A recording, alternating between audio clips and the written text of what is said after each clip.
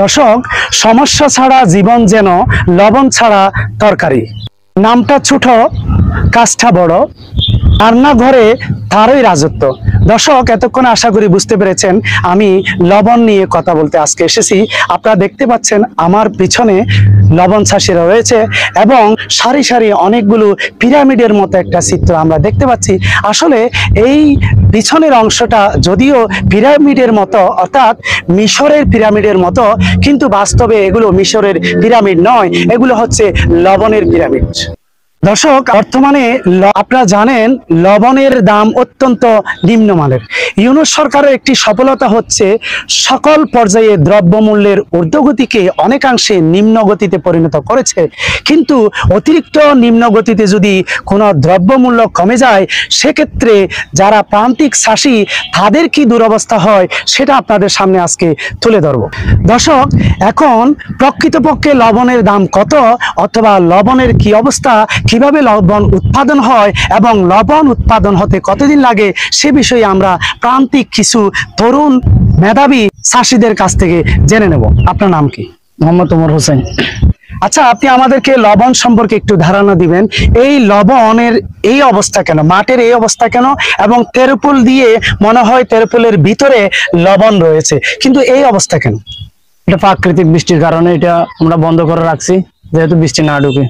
ওকে, আপনি শুনে অবাক হবেন, যেই পানি দিয়ে লবণ উৎপাদন হয়, অর্থাৎ লবণাক্ত পানি দিয়ে যে লবণ উৎপাদন হয়, ঠিক একই লবণ আবার পানির কারণে বিলীন হয়ে যায়, অর্থাৎ সুস্বাদু পানির কারণে লবণ বিলীন হয়ে যায়, যার কারণে লবণ চাষিরা তাদের লবণকে রক্ষা করার জন্য তেরপল দিয়ে এই লবণগুলো ঢেকে রেখেছে।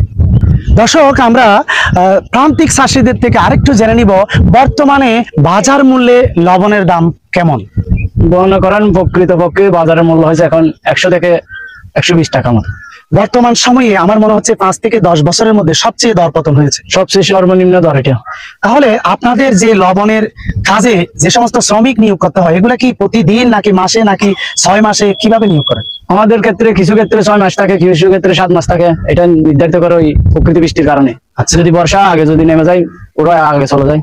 আচ্ছা, তাহলে আপনাদের এই 6 মাসে একজন লবণ চাষিকে যত টাকা দিতে হয়, অর্থাৎ লবণের জন্য যাকে নিয়োগ করা হয়, অর্থাৎ যে শ্রমিককে নিয়োগ দেওয়া হয়, তার বেতন কত?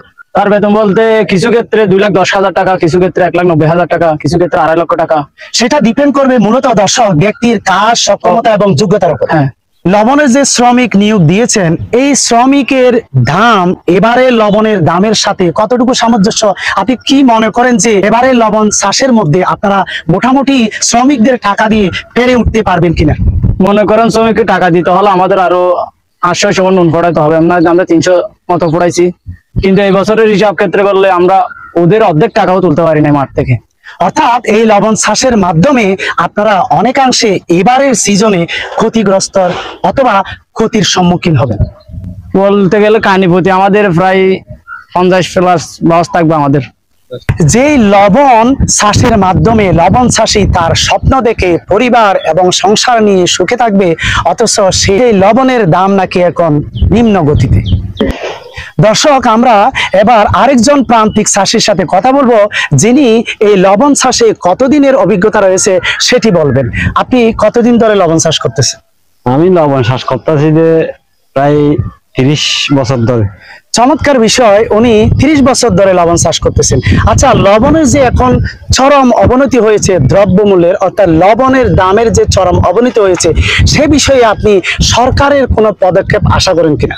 সরকারের কাছে আমাদের কোন আবেদন, এই লবণের ন্যায্য মূল্য বেশি কম পাইছি আমরা, এক্ষেত্রে আমরা বেশি লসে।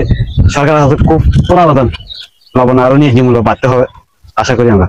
দর্শক, একজন প্রান্তিক চাষি সরকারের কাছে আবেদন জানাচ্ছে এই ধরনের নিম্নগতির যে লবণের দাম রয়েছে সেটি সহনীয় পর্যায়ে যাবে এবং প্রান্তিক চাষিগুলো তাদের লবণ চাষে উদ্বুদ্ধ হবে, পরবর্তীতে তারা একটা সুন্দর জীবন যাপন করবে। দর্শক, পরিশেষে আপনাদেরকে একটি গল্প শোনাতে চাই। আপনাদের নিশ্চয় মনে আছে, একজন রাজা তার ছোট কন্যাকে জিজ্ঞেস করেছিল, কন্যা তুমি আমাকে কেমন ভালোবাসো। তখন ছোট কন্যা ওই রাজাকে বলেছিল, আমি বাবা তোমাকে লবণের মতো ভালোবাসি। অথচ এই সত্য কথাটা বলার কারণে ওই মেয়েকে জঙ্গলে বনবাস কাটতে হয়েছিল।